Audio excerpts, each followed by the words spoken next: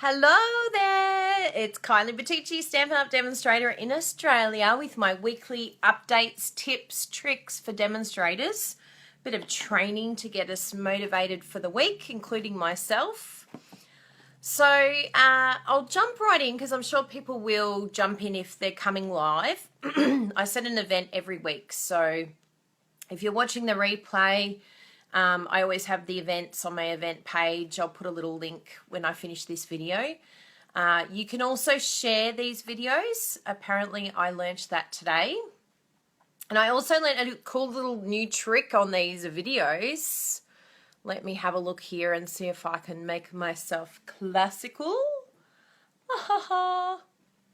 Bit of black and white for you this morning. This one's a bit random. Bit of pink pop. So yes, please share my nuttiness with others. I'll just change my pink to no filter, I think, so it's less distracting as people jump on. So yes, I'd love you to join me every week over here on my Demonstrator Training, International Training Facebook page.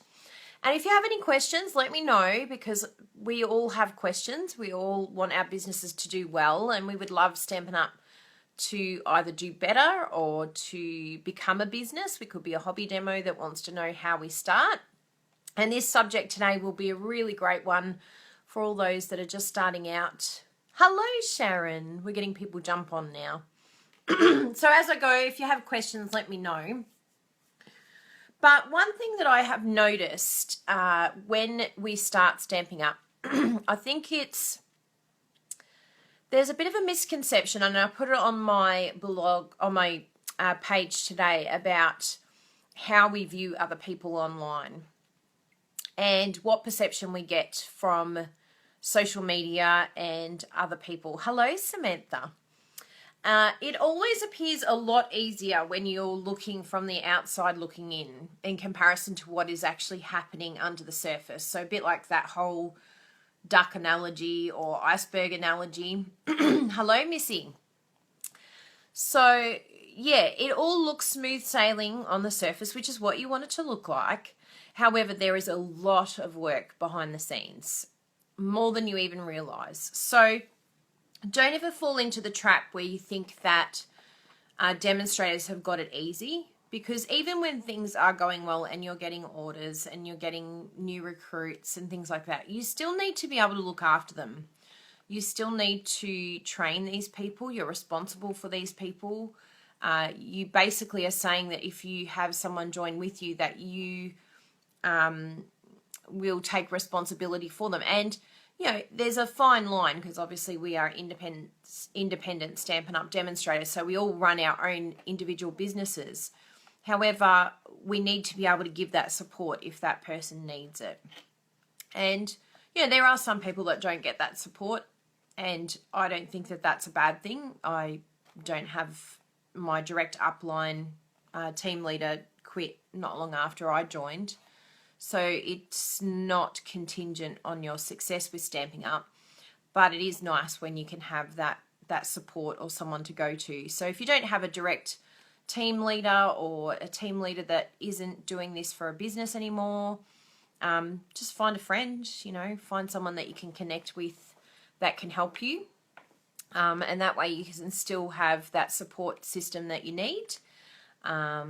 But yeah, I think it's a really big thing to realize that ultimately it's always going to be work. And the more successful that you are with Stamping Up, the more work you have. So you need to be able to schedule that. You need to be able to look after customers, because it's one thing to get a customer, and I will talk about how my top tips for getting customers, but it's one thing to get a customer, and it's another thing to keep a customer, because customers do have a lifespan. Usually they say about 2 years that you can keep a customer motivated. Obviously that can change depending on the circumstances and what products are coming out and that sort of thing. But that's usually the lifespan of a customer. So you want to be able to increase that by hopefully getting them to join, or finding ways to keep them motivated and engaged. And all of that requires work. You know, that's not going to happen on its own. So my top tips for getting customers, firstly, getting customers is contingent to getting recruits. I say my recruits are my best customers. So if you're one of those people that don't want to recruit your customers because of the money you might lose, you will lose in the long run. And you've either got to be really dedicated to one thing or the other. You know, if you decide that you want to start recruiting, you have to be ready for that next level, for that next team type situation where you're looking after these people, you're training them, you're keeping them updated. Even though we have the Demonstrator website, I know that for a lot of my new ones in the team, that they're still at times confused as to what is happening, what's going on, what specials there are. So, you know, keeping your recruits updated as though they are still your customers in a way, like there's not much difference. We're just joining, majority of us, to get the discount. So there's not much difference between us joining. It doesn't make this person suddenly become independent. So in some ways they do need assistance as well. So you have to be prepared to take that on. And I think that's one thing that I've noticed when I ask demonstrators, what are you doing to find customers? What are you doing to find recruits? That's one thing that I've noticed, is that people kind of want the customers and they kind of want the recruits, but they don't want them to ask any questions, or they don't want any extra work because they either work full time or they have other family responsibilities. If you don't have the time to take on, yes, that's very true, Sharon. She said she didn't find the Demonstrator website very helpful. And all of that takes time. There's a lot of information in that website, and it does require a little bit of a reason why you want to look around the website and sort of look at different things. So yeah, it can be very overwhelming when you first start, definitely. Even getting into the website can be challenging. So probably my top things to think about is, are you ready to take on customers? I would ask myself before saying I want a customer. What are you willing to do for the customer when you find them? You know, are you prepared to look after them? Do you have a group for them? Can you inspire them creatively? Do you have a blog that you're blogging regularly that you can give them the inspiration? Haley said she doesn't think there's enough info on the Demonstrator website in terms of how the systems work, so we're often having to ask people for help. Yeah, it's probably true. I think it's probably just the way it's laid out. I mean, there's Stampin University. If you went to Stampin University and just went to I'm a new demonstrator, there's a lot of information in there. But I know what you mean in regards to, say, you know, ordering, placing an order, all that sort of thing. Hi, Narelle. You can catch up a bit later. I was just saying how we may want customers and we may want to recruit, but are we prepared to look after them? So we don't want to get to the point where if a customer messages us or a team member messages us asking a question, that we get annoyed with them asking questions.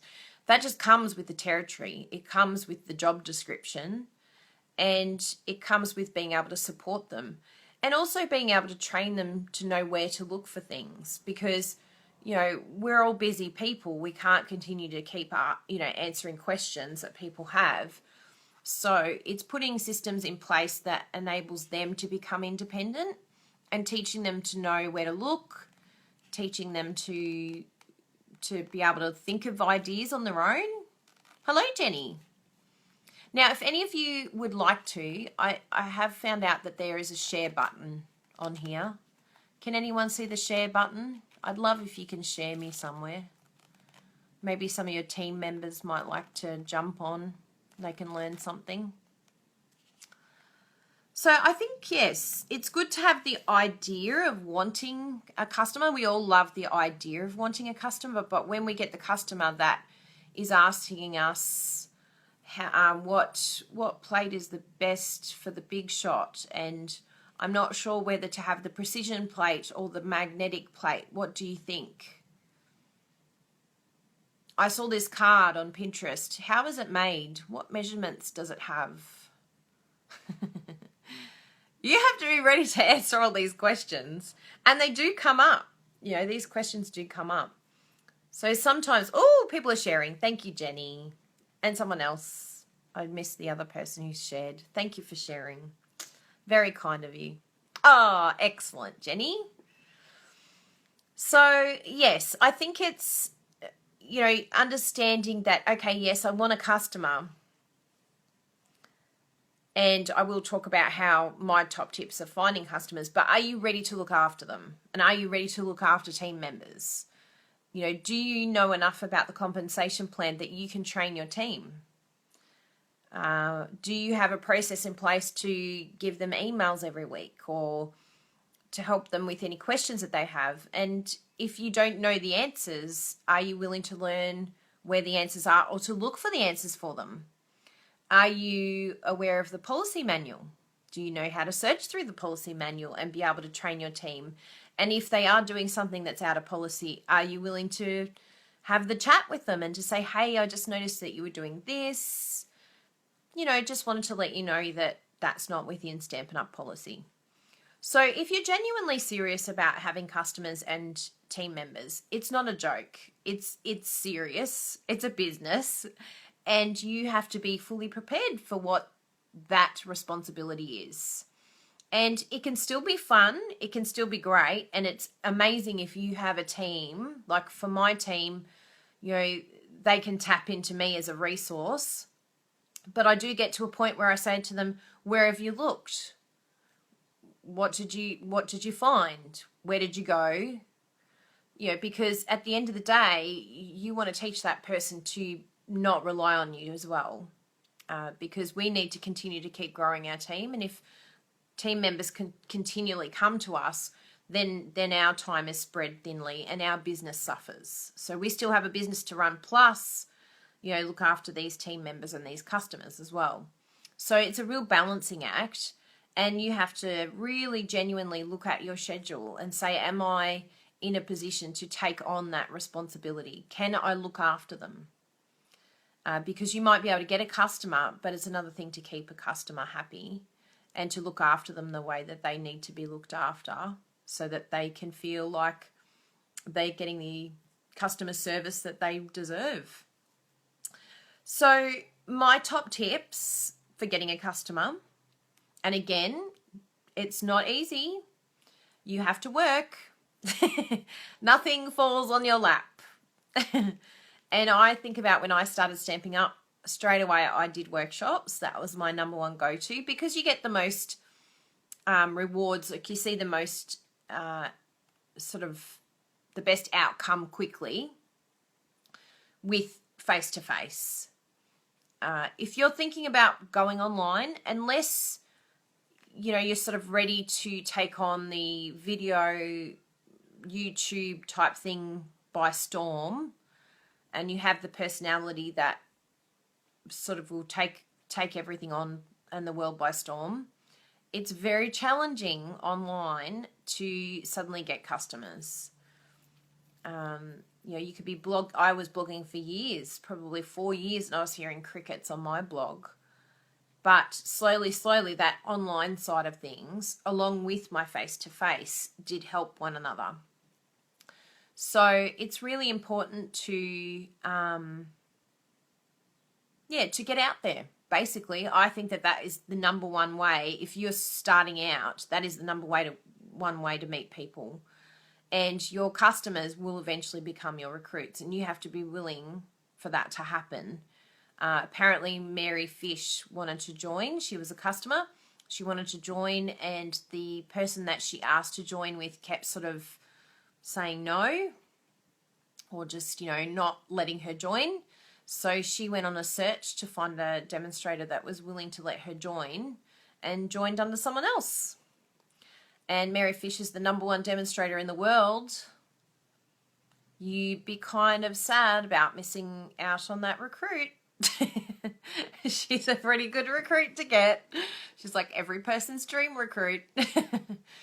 So be very careful that you're not offering it to every customer, and just at least telling them about it and giving them an option and letting them know that they're welcome to join and what the details are. And do you know the details? Do you know how much the starter kit is? Do you know what you can add to the kit?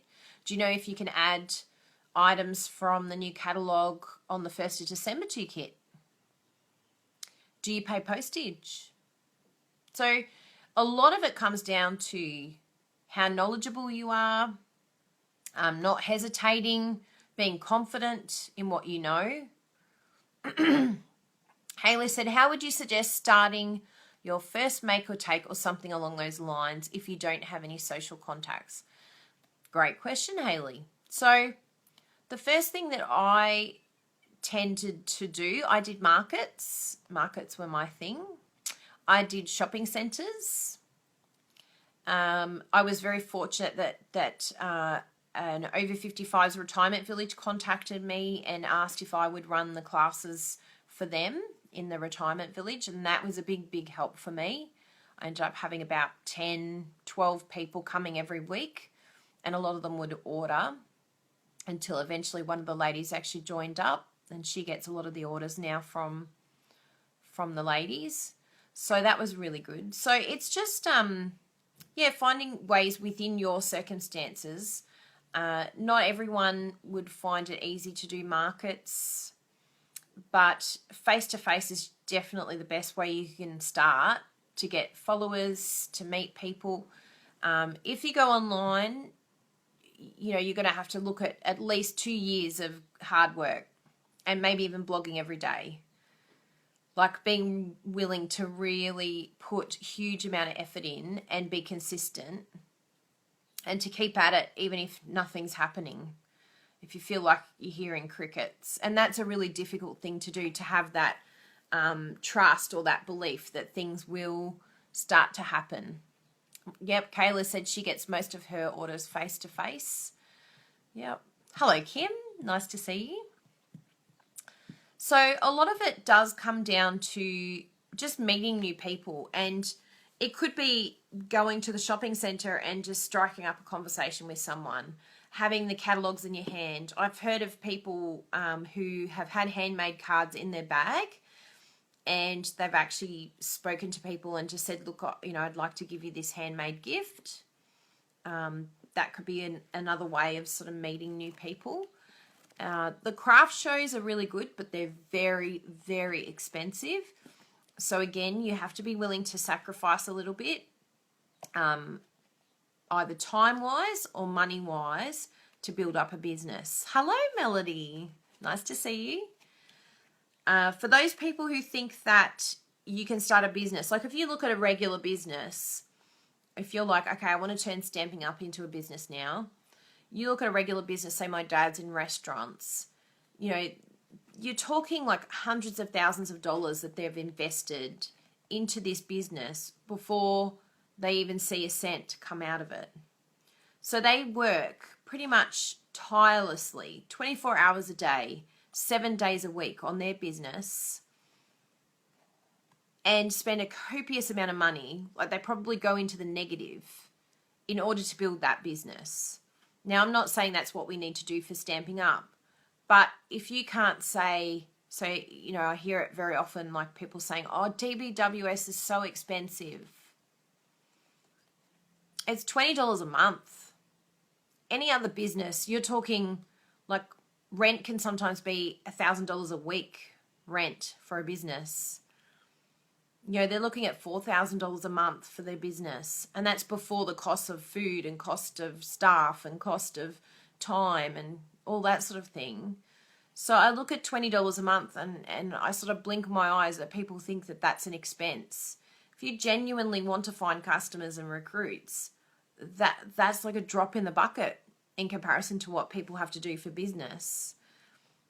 You know, even though it seems like, you know, it's all relative, but it's like if you're genuinely serious about moving forward, that's the sort of areas that you need to look at and realize it's actually not that big a deal.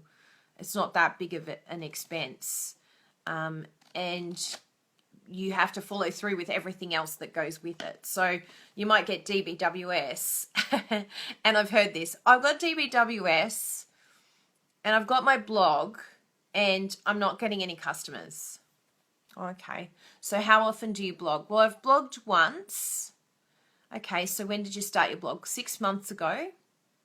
Okay. Well, no, you're not going to get customers, and no, you're not going to find people. And yes, it is going to be a waste of your time having DBWS. You need to be like active. You need to be doing things that is, are going to meet people. It could even be these Facebook Live videos. They're free. Get out there, do a craft class every week, and be consistent with it, and show people what you do and how you craft, and that will enable you to meet new people. But you do have to do something. You can't expect customers and recruits to come out of the sky. I think it's maybe happened once or twice in my life that I've had someone come out of the sky. But even then, did they really come out of the sky? No, I blog almost every day. I send newsletters every week. I'm online all the time. So there's always some work that has gone into you benefiting from a recruit that feels like it's come out of the sky, but it actually hasn't. There's a lot of background work that has gone on to ensure that you find those new customers that do feel like they have come out of the sky. So ultimately, it really is a case of just being willing to put yourself out there, but be consistent. Whatever you decide to do that works for you and for your family, be consistent in it and be dedicated that you're like, okay, this is what I want.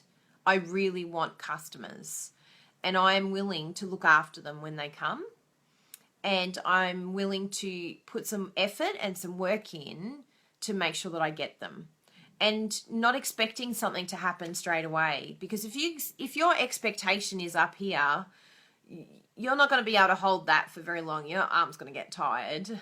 Whereas if your arm's pretty low and you're having fun, you're at your local shopping centre and you're just making some cards, or you're at the market with a friend having a good time and enjoying all the yummy market food and having a great time with your friend, well, then it doesn't feel like you're waiting for something to happen.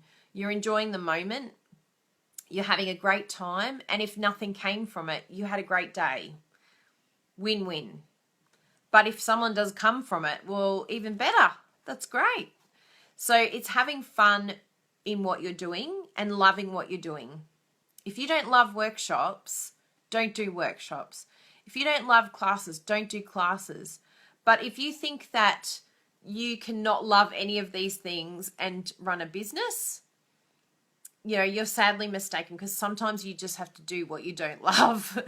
Sometimes I really did not feel like going to craft class, but I went because I knew that they were all waiting and that they were excited and they were happy, and you just did it because that was your job. That's something that you need to do. So there does need to be like a little shift.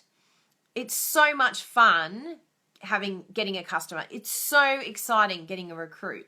But there's a big responsibility behind both of those, and making sure that they're happy. And Kim says, I agree. This shines through to your customers. Absolutely, it shines through. If you're not excited about what you're doing, they'll know. They'll know that you're not excited, that you don't love the products, that you don't love crafting. You have to have real passion for crafting. And, you don't necessarily have to be the most creative person in the world. You'll have your own style. And I know a lot of my customers don't necessarily gravitate to my style, but they enjoy the fact that I create. They love that. Even my team, they love that I create. And that's inspiring for them. Michelle has asked, what type of information do you put into newsletters weekly? There's always something we're stamping up. It's actually really difficult because I try and cull a lot of the information because I don't want to overwhelm them. Because you don't want a huge amount of information. People don't read much anymore. So I might add, like this morning I did a craft class, so I might add my video, which I'll add to my blog as well, so that they can see the craft class that I made and some of the new cards that I did up, because that's always inspiring. Visual is a big thing now. I think people love videos and they love interacting and, you know, seeing creativity being done. Actually, where's my other card? Oh, it's over there. I took a photo. It's still looking good, guys. The ones that were at my class this morning. I think the crystal effects or the fine tip glue pen at the base worked. Look at that. It stayed in place. Yippee! So it's drying and it's thick and yummy. I love it. So yeah, it worked. So yeah, so just, you know, doing things, trying new things. You know, it takes a little bit of brain power to come up, not necessarily with new ideas. I don't think this is a new idea. But anyway, I tried something different. But just sharing your creativity can really inspire people. It inspires demonstrators, but it inspires your customers, it inspires your team. So, you know, if you're not creating a certain amount of times a week now, you know, how are you going to help inspire your customers and your team? So there's a lot of different things that you need to have in place. Like I always say to Bruno, and he cracks up at me. I'm like, what are the processes? What processes do you have in place? I am not an organized person. Everyone knows that. Hashtag chaos Kylie. But I am very much for having a plan in place and having some sort of structure. If I don't have structure, it's even more chaotic. I would get nothing completed.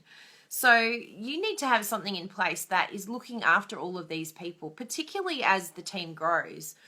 Like now I've hit 98 team members in my first level. How do I make sure that all of them feel individually looked after? It's tough. It's really tough to make sure that each one of them feel appreciated and wanted. And sometimes I am going to slip up. You know, I am going to miss people. And, you know, that's terrible to think that's the case. I always have an open door policy in the sense that they can ask me any question. I will reply within a certain time period. I tell them the time period that is my work day. And I will do my absolute best if they need to ask. But sometimes some people don't ask, and that can be challenging. But I do have team, like for my first level, I have a team newsletter that I send out every week to them just to keep updated. Maybe every couple of weeks, actually. I try and make it weekly, but sometimes life gets in the way. I also do team videos to keep them updated with the weekly updates. So, you know, we're talking a lot of time. Like I'm setting aside probably 10 hours on a Monday, sometimes, you know, 6 or 7 hours on a Tuesday, and definitely 8-9 hours on a Wednesday dedicated just to my customers, my team and my business, plus any, you know, little bits and pieces that happen during the week. You know, there's a few hours here, a few hours there. So before you know it, it's probably a good 30-35 hours. I know there's demonstrators that probably work a lot more, but I try and keep it. I have an assistant that comes in and helps me, and that means that I don't have as a bigger workload, but it could easily be a 50-hour plus job a week. So, you know, when you're first starting out, obviously that's not going to be necessary, but you do have to be willing to work. Like I remember working and Bruno just shaking his head at me like, what are you doing this for? You're working so hard, and all I'm seeing on the credit card is minuses, not pluses. There's nothing coming in. And it is really tough at the beginning, but you just have to slog it out. And it is a slog. You can have fun while you're slogging, but it's hard work. And I don't want people to think that it's easy, because you have to have a certain mindset that you know that this at times this is not going to be fun. You know, I wake up in the morning, Monday, Tuesday, Wednesday, I get so excited about my job. But there are aspects to my job that I can't stand and I'm not good at. But I do it because it's part of my job. Haley said, I used to watch a lot of the mixed media videos which have no sound except music and list on the screen what suppliers they used, and when, they slightly sped up. I think they would use some sort of movie program, Haley. There'd be something that enables you to edit a program. I think even on YouTube, I think it has like slow down speed and fast up speed that you can edit your videos. A lot of times now, because of timing, I record these live videos. What you see is what you get, and I put them straight onto YouTube as they are. I don't edit. Sometimes I might add a picture on the front, but even then it's pretty rare. So yeah, for me, it's just quick, whatever I can do quickly, because I've got so much other work that I need to get on top of. So I think, yeah, just not getting bogged down with, like, if you find you want to do something and it's taking a long time to get your head around, you know, it might be worth getting an expert to help you or pay someone. I know people that do blogs. If you just find it so challenging, but you want to start blogging and you don't have a blog, but, you know, you're looking at, again, it's $500, and that's cheap to get a blog made from scratch. You know, some of these websites, if you went to someone, it'd cost thousands of dollars to get them done. So you have to either be ready to invest time and study into learning about the systems. And at the beginning, I didn't have the money, so I just spent a lot of time learning and teaching myself how to send newsletters, how to use MailChimp, how to, you know, set up a blog, all these sort of things to help me get further. And it does take time, and it's really frustrating. But, you know, now I can see the results of all that hard work where I wanted to throw the computer through the door because I kept going instead of giving up. Because I'd say too many people would get to that point and they just give up. They're just like, you know what, this is just too hard. And for some people, it may be that computers are not your thing and face-to-face is more your thing. Hello, Miss Alison Okamitsu. Lovely to see you here. I promise I'm doing my tutorial right after this. Busted. On Facebook Live instead of doing what I should be doing. Whoops. So anyway, hello there. Would you like to see me in a different setting? I'll be classical. Classic. I love these new filters. Yes, I saw that you did your tutorial. I'm very proud of you. We're all very busy people, and fitting everything in can be quite a challenge at times. Yeah, technology is a little bit scary. Do you like the pop of pink? Look, my Bermuda Bay case went green. I don't normally wear pink lipstick. Anyway, I'll go back to no filts. This is meant to be a serious business discussion here. Classic. So, yes, they're my top tips. Basically, get out there. Go try and find any person, anywhere. Stalk people at the local craft store. Wait for them in the car park. Advertising, I would get like a little magnet put on my car door that I did Stamping Up. You'd be surprised how many people know Stamping Up just from putting a magnet on your door. I had a lady approach me in the car park and say, could I have your card? And then you've got to have the card with you. Carry cards everywhere. Strike up conversation everywhere you can. What do you do for work? Well, I do this, but I also have a card making and scrapbooking business called Stamping Up. Oh, I have a niece that loves scrapbooking. Oh, great. Can you give her my card? Have a look. Here's my website. I blog on there quite regularly. If you're not blogging, if you're not doing anything and you don't have anything to show anyone when you meet them, it's very hard to go anywhere. It's very hard to direct them anywhere, especially in this day and age where everything is online. People want online. They want to shop online. Let them shop online. It's so much easier. Get DBWS. Holy moly. If you don't have DBWS, you're in a whole world of pain. You will never get a customer. No, I'm kidding. You'll get a customer, but it will be limited.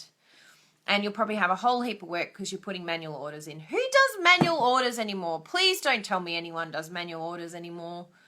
Teach those customers to get online. Tell them, get on my store. Go shopping. Go shopping on my store.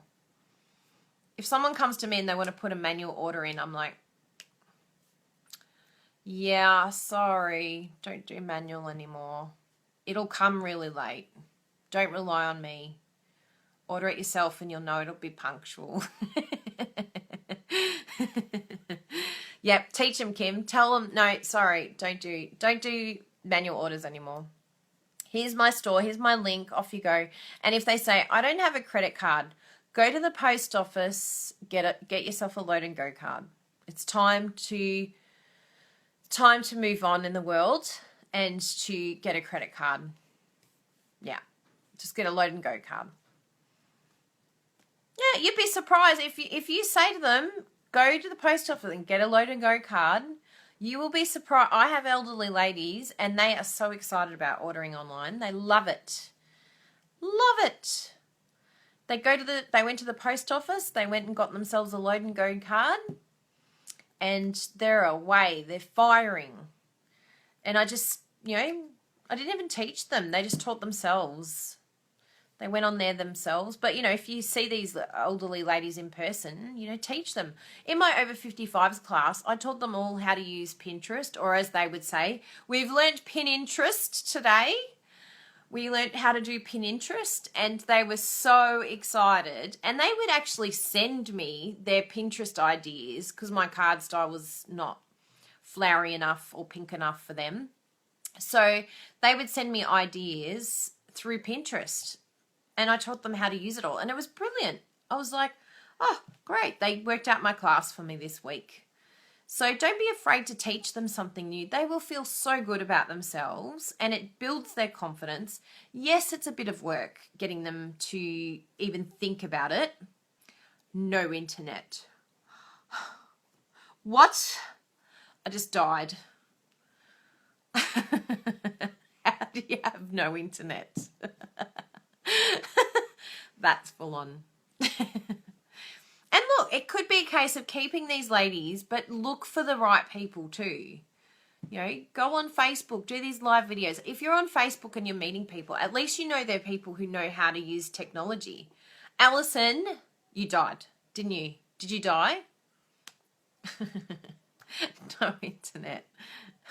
How is that even possible? That's really funny. Her life is probably very simple and not complicated, and she's never seen a cat video in her life. How is her life fulfilling without seeing cat videos?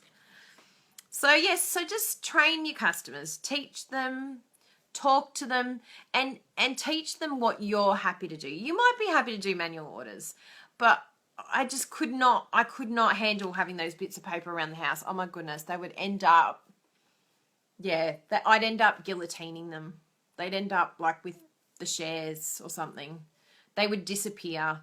So I know my strengths and my weaknesses, and my weakness would definitely be manual ordering. And so a few customers I've just said, oh, I'm really sorry, but I only do online orders now. And they're like, oh, okay. And they went somewhere else. And I was okay with that because I knew if I promised them that I would do it for them, it would end in disaster. And I had to be okay with that because I just know my limits and I know that I wouldn't look after them. And again, this goes back to what we were saying in the beginning. Like, you want the customers, you want the recruits, but are you willing to do the work? So, as much as I wanted that customer, I was happy to have that customer, but it wasn't fair to me for me to take that customer because I couldn't look after her the way that she needed looking after. So I had to be honest with her and say, I'm sorry, but I won't be good for you. I'm sure there'll be a demonstrator in your area that will do a manual order. I'll let one of the girls in my team know about her. Is that bad? It could be bad, but it works for me. That's how my business runs. It has to run like that and quickly and smoothly so that I can do videos like this and I can train my team and I can do all the other creative things that I do. Otherwise, I would probably be sitting there and placing manual orders all day. I just don't have time to do it. So, yes, it is a bit brave. I think that's one thing that I have learnt is definitely working within your limitations, knowing your own limitations, but using it in a positive way. And it's worked for me because it's meant that I've found the right customers that I need and that I can look after. And the best customers for me really are the ones that are on Facebook. They are the best type of customers for me because I know that they're going to be in my VIP group, and then I know if they ever join, then they'll be in my team that's on Facebook, and they'll actually do a lot better. Alicia said, I get emailed orders and I write out those order forms for them as a receipt. I find these help me keep track of the orders they've made, and I've saved a few of them from ordering double ups. Oh, that's very nice of you, Alicia. That's very kind of you. I have no idea whether my customers are doing double ups. They could be. But Stampin' Up are very good. They would do an exchange for them. I've had a few of them email me and go, oh, I've ordered 2 of something. I'm like, yeah, no problem. I'll send through the merchant. You can get replacements sent. So they've done that a few times, just sent through the form for them. And did you know that you can actually print the orders on Stampin' Up? That might save you writing it all out. Stop you getting writer's cramp. Yeah, that's it. They can check their purchases on their online account. I would leave that to them, Alicia. Ain't nobody got time for that. You got to be doing your business, girlfriend. If a customer doubles an order, that's up to them. They can work that out. Tell them to get the app that tells them what they've got. Or cross off their catalogue better. Too funny. Either that or they can give it to a friend. There's always a friend that wants something extra. I'm not very old, but I'm old school. I like that.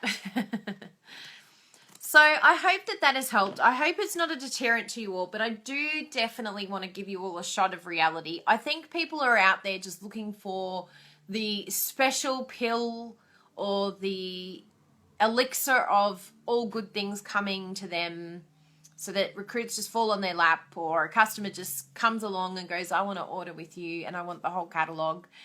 It takes work. Start working, start a plan, work out what's going to work for you. It could be online. I mean, I had a bit of both. I had my face-to-face to begin with, and I definitely think that the face-to-face is what helped me to get through those years where I wasn't seeing anything online. It takes time to build up a reputation. It takes time for people to get to know you. But it takes work as well. So you have to be willing to set yourself a time of how many times you're going to blog. One of the best things that I did when I got back from Hawaii was say to myself, I'm going to blog every day. And it didn't necessarily mean creating every day, but I just wanted to be blogging every day. And it has really helped me. I take Sunday off, or every 2 weeks I take a Sunday off. So I'm almost blogging every day. I might take 2 days off in the month, and that's a huge amount of work. But you wouldn't see that in the background, like all the editing and the photos and the blogging and getting all that set up. It looks like things are just falling in my lap, but there's a lot of work that goes on behind the scenes. Newsletters for my team, training for my team. So just be prepared to do some work. Be prepared to work. Write down what you want to try and just keep doing it. And it will eventually happen, but it's not going to happen right away. So just keep doing what you're doing. Think about what investments you can make, whether it's through Facebook. Can you set up online classes through Facebook? You don't necessarily have to pay for advertising. I'm not a huge believer in that, and I have actually pulled back a lot on that. I think that a lot of your followers is just from what you do, what you're showing. You don't necessarily have to pay for that, but I would never ever question paying for DBWS. That's just like a given. So I hope those tips work. If you have any other questions, let me know. If there's a topic that you want me to discuss, let me know. But I'm just going to warn you, #keep it real. I'm keeping it very real for you all. And I want to let you know that, it is hard work. So maybe your goal might be to have one customer. If you had one customer, nice, easy. You can look after one customer, but don't necessarily think you have to set the world on fire.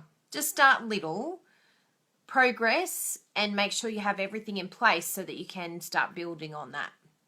Okay? Hope that helps. And I'm sure we'll speak to you all soon and come back next week for my next training.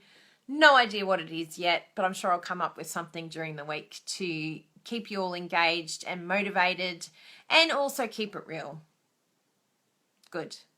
Ciao for now, everyone. Bye.